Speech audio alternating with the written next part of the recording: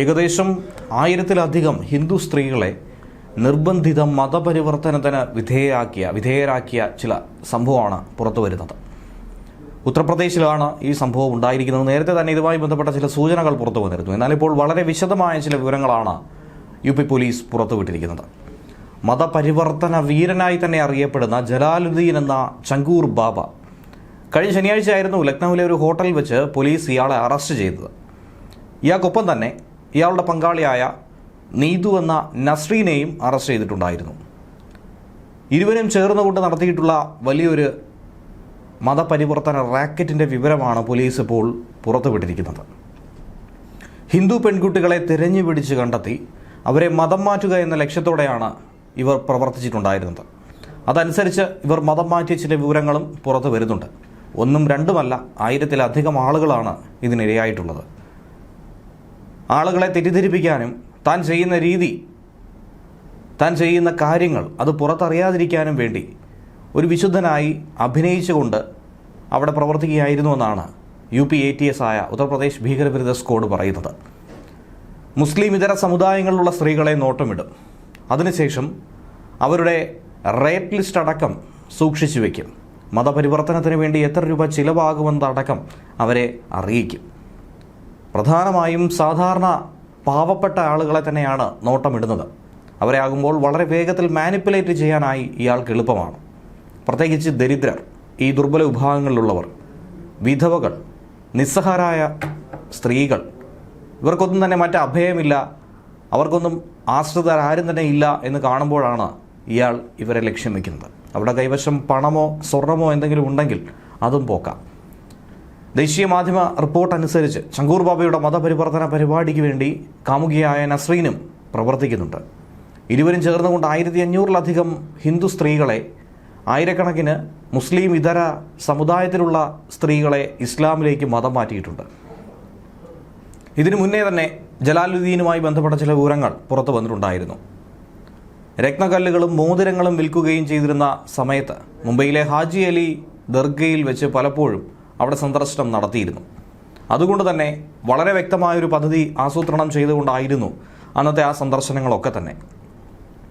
സാധാരണ ഒരു മനുഷ്യനായിരുന്ന വ്യക്തി വളരെ വേഗത്തിൽ ലക്ഷപ്രഭുവായി മാറി.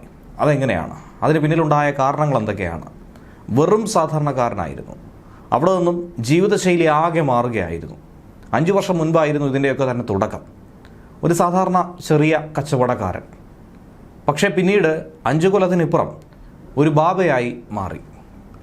സമ്പത്തുണ്ടാക്കി, വളർച്ച നേടിയെടുത്തു, സമൂഹത്തിൽ സ്റ്റാറ്റസ് അടക്കം നേടിയെടുത്തു. അങ്ങനെ നിരവധി കാര്യങ്ങൾ ഇക്കൂട്ടത്തിൽ നേടിയെടുത്തിട്ടുണ്ട്. ഇതിൻ്റെ മറവിൽ തന്നെയാണ് പല രീതിയിൽ ചതിയിലകപ്പെട്ട പെൺകുട്ടികളെ, യുവതികളെ വീണ്ടും ക്രൂരമായി ചതിക്കുന്ന, പ്രധാനമായും പ്രണയനൈരാശ്യത്തിലൊക്കെ തന്നെ അകപ്പെട്ട പെൺകുട്ടികൾ കാണും. അവരെയൊക്കെ തന്നെയാണ് മതം മാറ്റലിലേക്ക് നിർബന്ധിക്കുന്നത്. അങ്ങനെ പ്രണയചതിയിൽപ്പെടുത്തി ലക്നൌവിലെ ഒരു സ്ത്രീയെ ഇത്തരത്തിൽ മതം മാറ്റി എന്ന വിവരം പുറത്തു വരുന്നുണ്ട്. ഹിന്ദു ആണെന്ന് തെറ്റിദ്ധരിപ്പിച്ചുകൊണ്ട് ഒരു മുസ്ലിമായ യുവാവ് പെൺകുട്ടിയുമായി പ്രണയത്തിലായി. പിന്നീട് നീതുവും മറ്റുള്ളവരും അവളെ മതം മാറണമെന്ന് നിർബന്ധിച്ചുകൊണ്ടേയിരുന്നു. മതപരിവർത്തനത്തിന് വേണ്ടി ഒരു സംഘം തന്നെ ഇയാൾക്കൊപ്പം പ്രവർത്തിക്കുന്നുണ്ടായിരുന്നു എന്ന് വേണം മനസ്സിലാക്കാൻ. ഇതിനായി പ്രത്യേക ഫണ്ടിങ് പുറത്തുനിന്ന് അടക്കം ലഭിക്കുന്നുണ്ട് എന്ന സംശയവും ബലപ്പെടുകയാണ്. സിഖ് സ്ത്രീകൾ, ബ്രാഹ്മണ സ്ത്രീകൾ, ഇവരെയൊക്കെ തന്നെ മതം മാറ്റാനാണെന്നുണ്ടെങ്കിൽ നിശ്ചിത തുകയുണ്ട്. ഏറ്റവും അധികം ചിലവേറിയതും ഇവരെ മതം മാറ്റുക എന്നുള്ളതിനാണ്. 15 മുതൽ 16 ലക്ഷം രൂപയാണ് ഈടാക്കുന്നത്. ഇനി തൊട്ട് താഴത്തെ വിഭാഗങ്ങൾക്കാണെങ്കിൽ OBC കാറ്റഗറിയിലുള്ള സ്ത്രീകളെയാണെന്നുണ്ടെങ്കിൽ 10 മുതൽ 12 ലക്ഷം രൂപയാണ് നൽകേണ്ടത്. ഇനി അതിലും താഴ്ന്ന ജാതിക്കാരോ മറ്റേതെങ്കിലും ഇതര മതസ്ഥരോ ആണെന്നുണ്ടെങ്കിൽ 8 മുതൽ 10 ലക്ഷം രൂപ വരെ ഈടാക്കും. എന്തൊക്കെയായിരുന്നാലും ലക്ഷത്തിൽ കുറഞ്ഞ യാതൊരുവിധ കളിയും ബാബയുടെ പക്കലില്ലായിരുന്നു. അതുകൊണ്ട് തന്നെയാണ് കുറഞ്ഞ സമയത്തിനുള്ളിൽ ഒരു കൊടീശ്വരനായി മാറിയത്. തീവ്രവാദ വിരുദ്ധ സ്ക്വാഡിലെ ഉദ്യോഗസ്ഥർ തന്നെയാണ് ദേശീയ മാധ്യമത്തോട് ഇക്കാര്യം വെളിപ്പെടുത്തിയിരിക്കുന്നത്. ഏറെ ഗൗരവകരമായ വസ്തുതയും. ഇന്ത്യ നേപ്പാൾ അതിർത്തിക്ക് സമീപത്തൊരു കേന്ദ്രം തുടങ്ങാൻ വേണ്ടിയിട്ടുള്ള പദ്ധതികളടക്കം ചങ്കൂർ ബാബയ്ക്കുണ്ടായിരുന്നു. 2 വർഷം മുന്നേ നിയമവിരുദ്ധ മതപരിവർത്തനത്തിന് ഉത്തർപ്രദേശിലെ അസംഗഡിലെ ഇയാളുടെ ചില ബന്ധുക്കൾക്കെതിരെ അടക്കം കേസ് ഫയൽ ചെയ്തിരുന്നു. എന്നാൽ അവരെയൊക്കെ തന്നെ നയിച്ചിരുന്നത് ഇയാളായിരുന്നുവെന്നാണ് ഇപ്പോൾ മനസ്സിലാക്കാൻ സാധിക്കുന്നത്. സർക്കാർ ഭൂമിയിൽ തന്നെ ചങ്കൂർ ബാബ ഒരു ആഡംബര വീട് അനധികൃതമായി നിർമ്മിച്ചതടക്കം കണ്ടെത്തിയിരുന്നു. UP സർക്കാർ പിന്നീടത് പൊളിച്ചു മാറ്റുകയും ചെയ്തു. വെറും ആഡംബര വീടായി മാത്രം അതിനെ പറയാൻ സാധിക്കില്ല. കാരണം അത്യാഡംബരം എന്ന് പറഞ്ഞാലും അത് കുറഞ്ഞു പോകും. അത്യാധുനിക സൗകര്യങ്ങൾ, മാർബിളും ടൈലും ഒക്കെ തന്നെ ഇറക്കുമതി ചെയ്ത സുപ്പീരിയർ ക്വാളിറ്റി സോഫകളും വിദേശ ഫർണിച്ചറുകളും 10-ലധികം വരുന്ന CCTV ക്യാമറകൾ, സ്വകാര്യ ഡ്രൈവ് വേ, 500 മീറ്ററോളം നീളമുള്ള ഒരു ഡ്രൈവ് വേ അതിനകത്തുണ്ടാക്കിയിരിക്കുന്നു. ഇനി ആരെങ്കിലും കള്ളന്മാരോ കൊള്ളക്കാരോ ഈ വീടിനുള്ളിലേക്ക് കയറാനായി ശ്രമിച്ചു കഴിഞ്ഞാൽ അവരെ തടയാൻ വേണ്ടി, അവർക്കുള്ള ശിക്ഷ നൽകാൻ വേണ്ടി വൈദ്യുതീകരിച്ച മതിലുൾപ്പെടെയുള്ളവ ഈ സൗധത്തിനുള്ളിൽ കെട്ടിപ്പൊക്കുവാൻ തീരുമാനിച്ചിട്ടുണ്ടായിരുന്നു.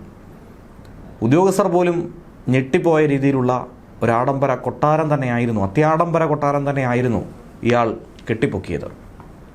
ദുബായിൽ നിന്നും ഇറക്കുമതി ചെയ്ത സ്പാനിഷ് ഓയിൽ, ആരോഗ്യ സംരക്ഷണത്തിന് വേണ്ടിയിട്ടുള്ള മരുന്നുകൾ, വിദേശ നിർമ്മിത ഡിറ്റർജൻറ്റുകൾ, പെർഫ്യൂമുകൾ, ഭക്ഷ്യ ഉൽപ്പന്നങ്ങൾ, ഇതൊക്കെ തന്നെ ഇയാളുടെ പക്കലുണ്ടായിരുന്നു. ഈ സ്വയം പ്രഖ്യാപിത ആൾദൈവത്തിന് കഴിഞ്ഞ 3 വർഷത്തിനിടയിൽ 500 കോടി രൂപയുടെ വിദേശ ഫണ്ടും എത്തിയിട്ടുണ്ട്.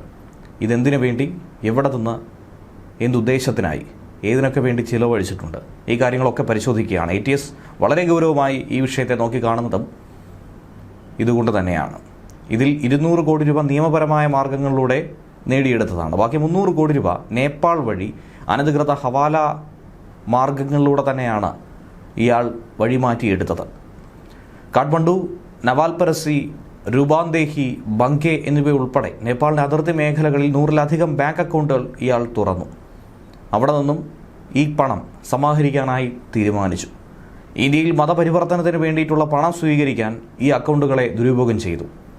സൗദി അറേബ്യ, തുർക്കി, ദുബായ്, പാകിസ്ഥാൻ തുടങ്ങിയ മുസ്ലിം ഭൂരിപക്ഷ രാജ്യങ്ങളിൽ നിന്നടക്കം ഈ ഫണ്ട് എത്തിയിട്ടുണ്ട് എന്നാണ് സംശയിക്കുന്നത്. തീവ്രവാദ സാധ്യത അടക്കം ഇക്കൂട്ടത്തിൽ ഉയർത്തിക്കാട്ടുന്നുണ്ട്.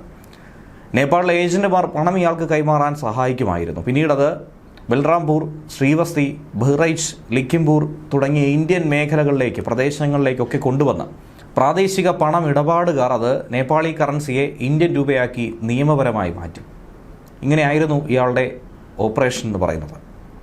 പല ജില്ലകളിൽ നിന്നുള്ള ഏജന്റുമാർ അങ്ങനെ അതിർത്തി കടന്നെത്തി പണം ഇന്ത്യൻ രൂപയാക്കി മാറ്റി ഇയാൾക്ക് നൽകിയിട്ടുണ്ടായിരുന്നു എന്നാണ് കണ്ടെത്തിയത്. എന്തായിരുന്നാലും ഇയാളും ഇയാളുടെ കാമുകിയായ നസ്രീനും കുറ്റം സമ്മതിക്കുകയോ മതപരിവർത്തന ശൃംഖലയെക്കുറിച്ചുള്ള വിവരങ്ങൾ ഇതുവരെയും തുറന്നു പറയാനോ തയ്യാറായിട്ടില്ല. മൗനത്തിൽ തന്നെയാണ്. പക്ഷേ പോലീസ്, ATS കൃത്യമായ വിവരങ്ങൾ ശേഖരിച്ചിട്ടുണ്ട്. പ്രത്യേക കോടതി ജൂലൈ 16-ാം തീയതി വൈകുന്നേരം വരെ 2 പ്രതികളെയും പോലീസ് കസ്റ്റഡിയിൽ വിട്ടിട്ടുമുണ്ട്. കൂടുതൽ വിശദമായ വിവരങ്ങൾ ഇനിയുള്ള ദിവസങ്ങളിൽ അറിയാനായി സാധിക്കും.